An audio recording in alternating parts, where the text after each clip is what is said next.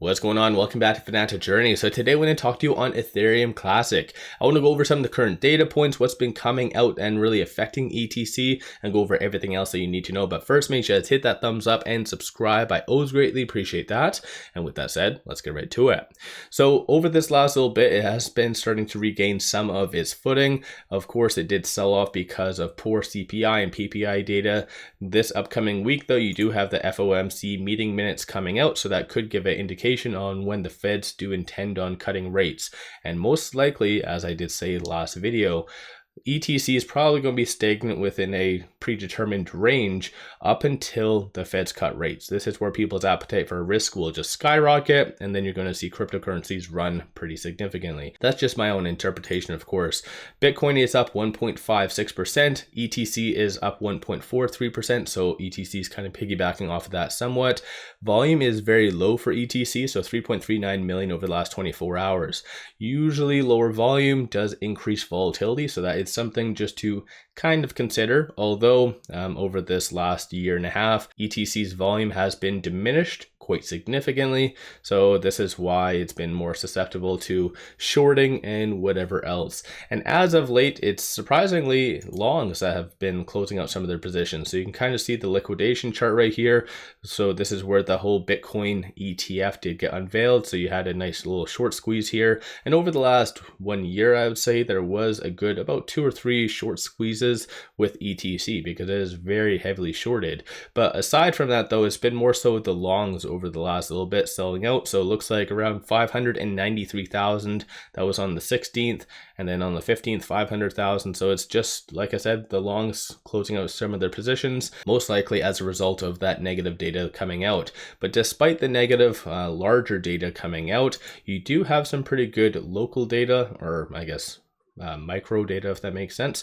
So number of merchants accepting ETC as a form of payment has gone up quite considerably based on even my last video, which was about a week and a half ago. So now there is 7 increased from February 2024, bringing the grand total to 1,237. So overall, that is very good. Currently, it is ranked number 25, so it kind of slipped off of this 24 mark, and that's just because it's been lagging in comparison to a lot of the alternate coins around it. So even Stacks, for instance, is up over this last 7 days, 36%.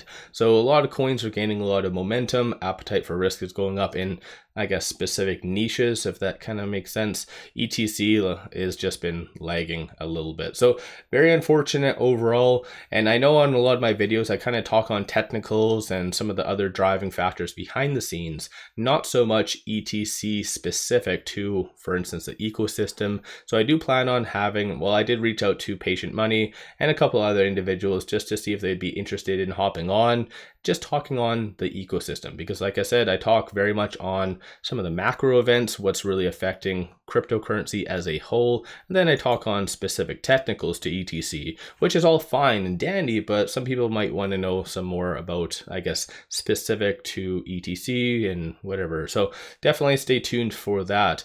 But going into the technicals, with it at $26.14, it is between this pivot and this R1. So 25.04 is going to be that next strong support that you'll really want to watch for ETC to hold, and then $30.40 is going to be that next strong resistance. So like I mentioned in my last video, it most likely is just going to trade between this S1 and this R2, so very wide of a gap, and that is because of lower volume that's been occurring over the last little bit. It is just going to trade within that set range up until the Feds do cut their rates. But specifically though, if you are looking at, I guess, trading it, those are some of the short-term support and resistance points. But looking on the actual technicals right now, I do have the 7, 25, and 100-day moving averages, Bollinger Band, stochastic RSI, and momentum. So momentum shows number of buyers have been starting to increase, which overall is a fairly good sign. Looking at stochastic RSI, it was very much overbought, so it did need to consolidate, and that obviously CPI and PPI caused that consolidation as well.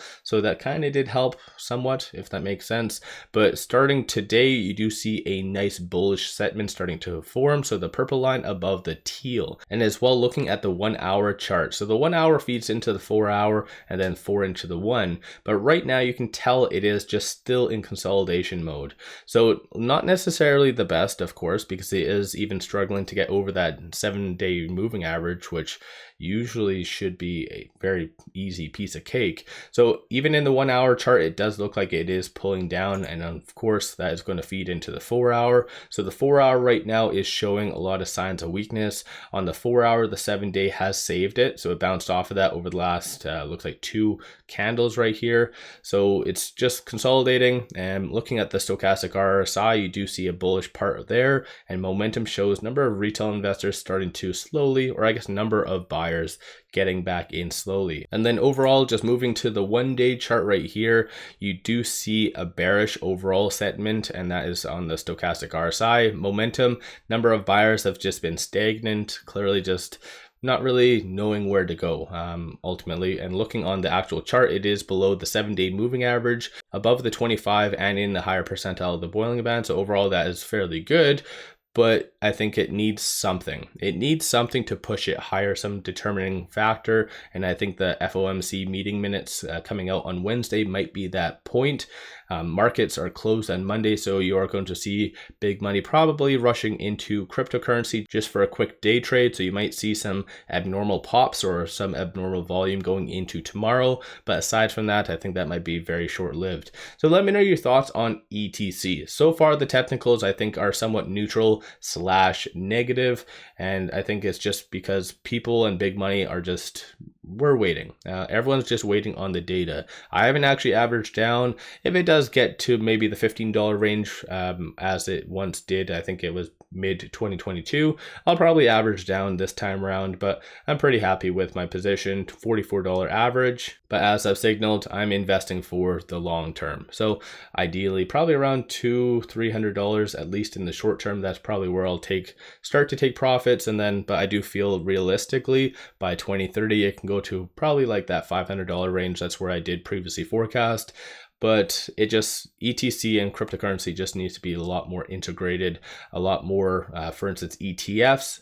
If there is a ETF ever coming to ETC, that would be massive, huge, and that would increase liquidity and whatever else. So let me know your thoughts on ETC. Don't forget to hit that thumbs up and subscribe. I always greatly appreciate that. One final thing I just wanted to share with you, take advantage of this promo. It is in regarding stocks, but still it is free stuff. Simply sign up for an account with Moo, throw $100 at it, and you get 5 free stocks. Each stock is valued up to $2,000. So take advantage of this. Link in the description below and also the comments. With all that said, appreciate all of you watching.